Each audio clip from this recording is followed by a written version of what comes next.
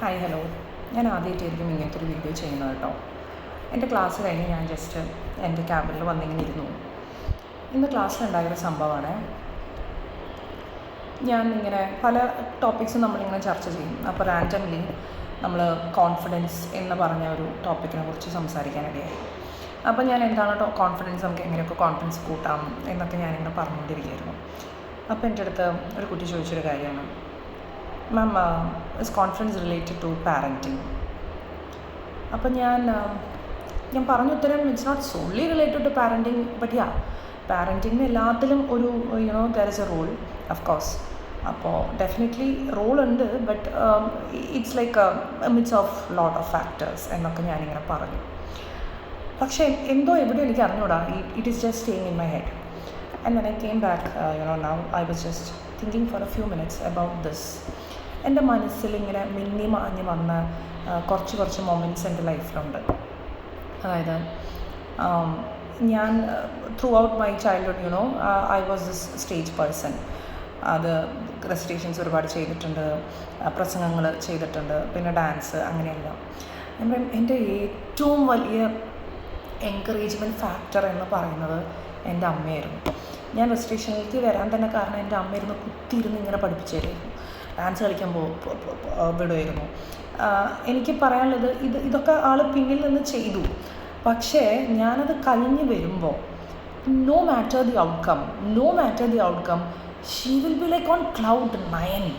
അത്രയ്ക്ക് സന്തോഷമാണ് പുള്ളിക്കാരിയുടെ മുഖത്ത്. എന്ന് വെച്ചാൽ she makes a big deal out of it. ചെറുപ്പത്തിൽ എനിക്ക് ഭയങ്കര സന്തോഷമായിരുന്നു. പിന്നെ ഇത് പോയിൻ്റ് എത്തിയപ്പോൾ ഈ അമ്മ എന്ത് ഓവറായി കാണിക്കണം, പക്ഷേ ഇത് എന്തിൻ്റെ ആവശ്യമാണ്, എനിക്ക് അങ്ങനെയൊക്കെ തോന്നിയിരുന്നു.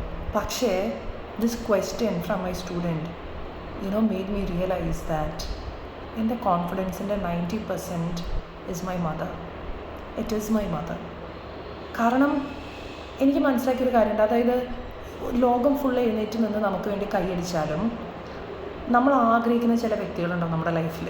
ആ വ്യക്തികളിൽ നിന്ന് നമുക്ക് ആ ഒരു റെക്കഗ്നീഷൻ കിട്ടിയില്ലെങ്കിൽ നമുക്ക് വേറെ ഒന്നും നമുക്ക് ആസ്വദിക്കാൻ പറ്റില്ല. വേറെ എത്ര പേര് എത്ര നല്ലത് നമ്മളെക്കുറിച്ച് പറഞ്ഞാലും it will not hit us.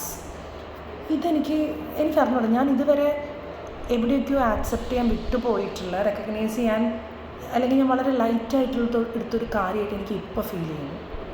പലരും എങ്ങനെയാണ് ഇത്രയും കോൺഫിഡൻ്റ് ആയിട്ട് you talk or you are this bold എന്നൊക്കെ പറയുമ്പോൾ ഞാൻ എപ്പോഴും ചിന്തിക്കാറുണ്ട്, അതെൻ്റെ ഫാദറിൻ്റെ ഒരു ക്യാരക്ടറാണ്, അല്ലെങ്കിൽ may be I worked on it a lot എന്നൊക്കെ ഞാൻ ചിന്തിക്കാറുണ്ടെങ്കിലും അതിൻ്റെ വലിയൊരു ഭാഗം, അല്ലെങ്കിൽ അതവിടെ നിൽപ്പുണ്ട്.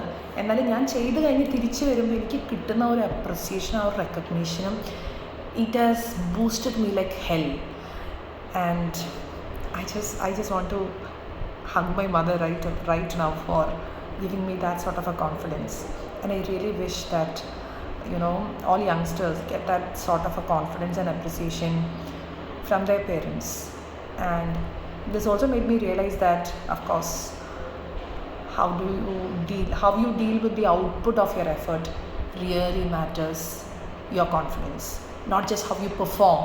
Even after that, all small words, all small claps that you get highly boost your confidence level. This is a very raw video and I'm just putting it here for as a reminder to myself and as a big gratitude to my mom. Thank you.